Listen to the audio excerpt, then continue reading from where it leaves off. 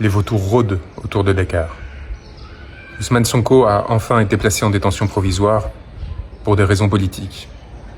Après des années d'acharnement judiciaire qui utilisaient des prétextes pour le persécuter et le salir, comme cela a été fait envers tant de dissidents, à commencer par Julian Assange, le pouvoir a montré sa véritable face, celle d'une tyrannie sale qui ne supporte pas l'opposition politique et qui vise par tout moyen à se perpétuer au sein d'instances dominantes qu'elle utilise pour piller et pour accaparer des ressources au détriment du reste des Sénégalais.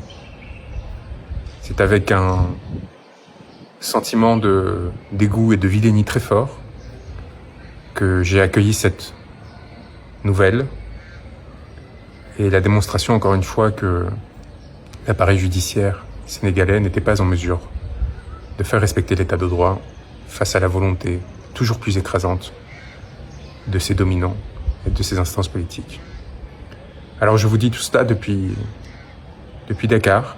Je salue la mort d'un nouveau martyr, tombé à Pékin aujourd'hui, tombé à Pékin pour la liberté et la souveraineté de son peuple. Tué par les balles d'agents de la BIP, sur lesquels nous avons tous les éléments pour mettre en œuvre les poursuites qui ont été enclenchées tant en France qu'à la Cour pénale internationale, et je l'espère bientôt, dans le cadre d'un changement de régime démocratique, qui se poursuivront au Sénégal lorsque celui-ci retrouvera sa souveraineté. Je vous parle non pas en fugitif, déguisé en femme, mais en effet porteur d'une robe. Une robe d'avocat. Une robe d'avocat qui m'a valu l'émission d'un mandat d'arrêt international de la part d'un gouvernement qui n'a, semble-t-il, plus idée de ce que représente l'état de droit, qui pense que lorsque cela ne suffit pas de poursuivre des individus injustement, il peut s'attaquer à ceux qui portent sa parole, le représentent, et ensuite aux journalistes qui la relayent dans l'espace public. Je tiens à saluer le courage de beaucoup de journalistes sénégalais qui, contrairement à leurs collègues oligarchisés français, ont au moins cette passion de la diversité et de la différence, même si certains sont pris dans les raies de la propagande.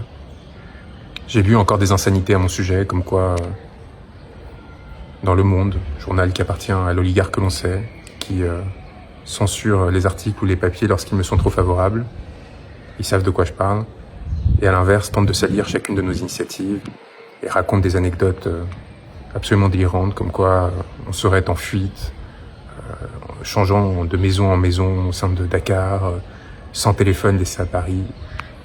Désolé de vous décevoir, mais la réalité est à la fois beaucoup plus complexe et beaucoup plus enchanteuse que celle que vous tentez d'écrire pour détruire vos ennemis et non pas faire votre travail, contrairement à ce que vous espérez faire croire aux autres, mais servir les intérêts que l'on sait.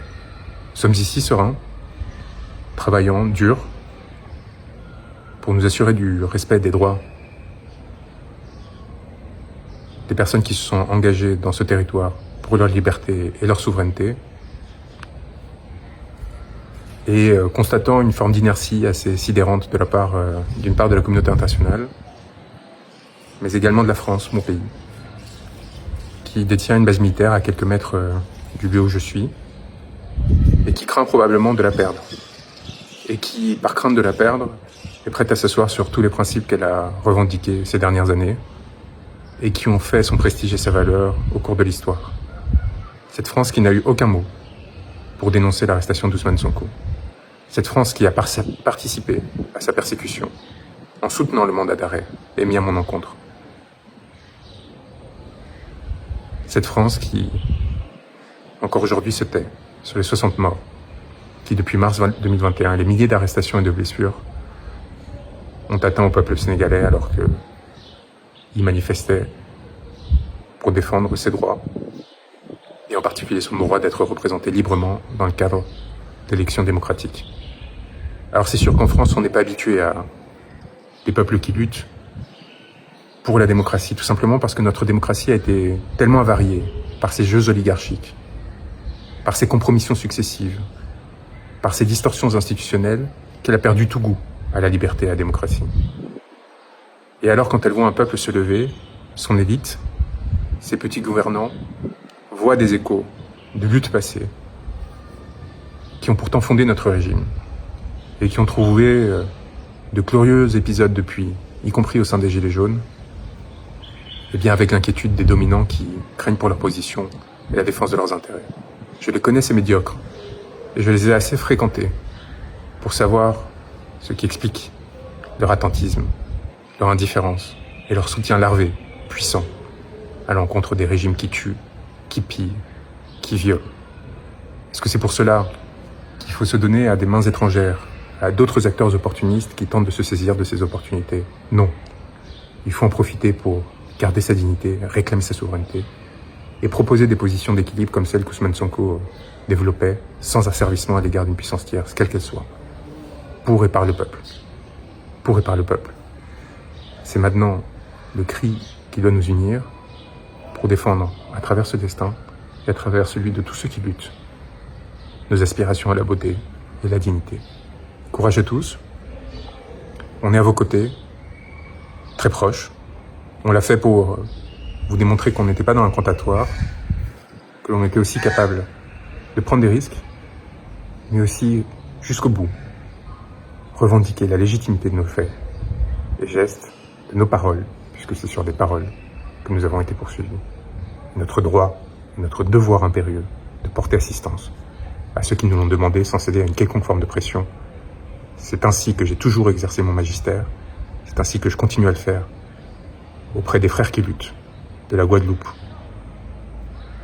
au Sénégal, et rien ni personne ne pourra nous en empêcher.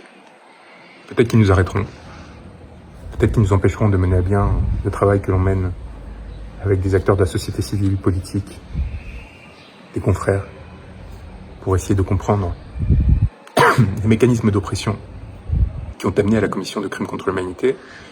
Mais il nous faut rappeler deux choses. D'une part, leurs crimes sont imprescriptibles.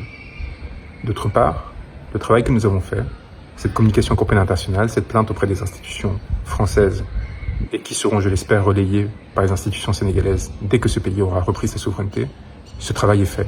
Leurs responsabilités sont établies. Et les mots que nous avons enfantés ne pourront pas être effacés. Courage à tous et tenez bon pour notre souveraineté et notre dignité.